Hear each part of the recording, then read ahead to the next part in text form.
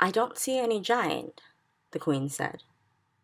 Please wait, Sophie said. Shall I take her away now, ma'am? The maid said.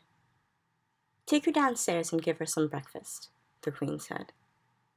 Just then, there was a rustle in the bushes beside the lake. Then out he came.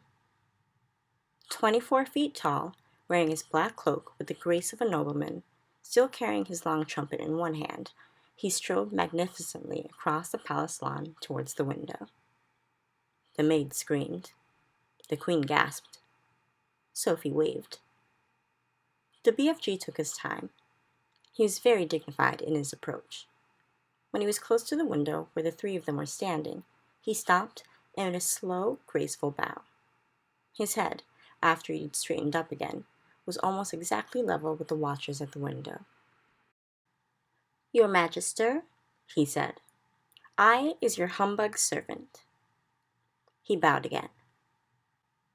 Considering she was meeting a giant for the first time in her life, the Queen remained astonishingly self-composed. We are very pleased to meet you, she said. Down below, a gardener was coming across the lawn with a wheelbarrow. He caught sight of the BFG's legs over to his left.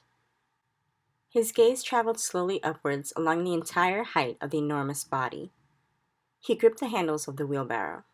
He swayed. He tottered. Then he keeled over on the grass in a dead faint. Nobody noticed him.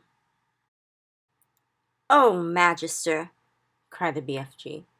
"Oh, Queen! Oh, Monarcher! Oh, Golden Sovereign! Oh, ruler of straight lines! Oh, Sultana!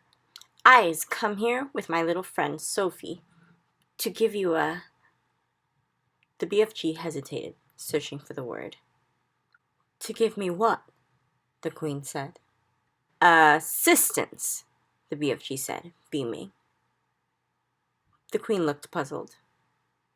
He sometimes speaks a bit funny, Your Majesty, Sophie said. He never went to school. Then we must send him to school, the Queen said. We have some very good schools in this country. I has great secrets to tell Your Magister, the BFG said. I should be delighted to hear them, the Queen said, but not in my dressing gown. Shall you wish to get dressed, ma'am? The maid said. Have either of you had breakfast? The Queen said. Oh, could we? Sophie cried. Oh, please! I haven't eaten a thing since yesterday.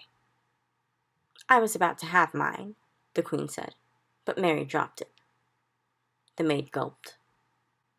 I imagine we have more food in the palace, the Queen said, speaking to the BFG.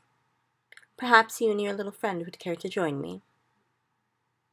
Will it be repulsant snozcumbers, Magister? The BFG asked.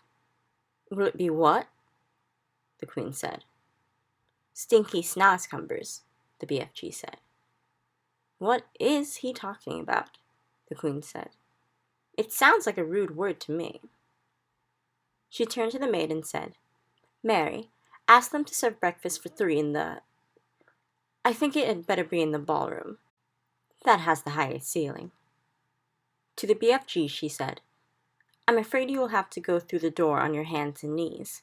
I shall send someone to show you the way. The BFG reached up and lifted Sophie out of the window. You and I is leaving Her Magister alone to get dressed, he said. No, leave the little girl here with me, the Queen said. We'll have to find something for her to put on. She can't have breakfast in her nightie. The BFG returned Sophie to the bedroom. Can we have sausages, Your Majesty? Sophie said. And bacon and fried eggs? I think that might be managed, the Queen answered, smiling. Just you wait till you taste it, Sophie said to the BFG. No more snozcumbers from now on.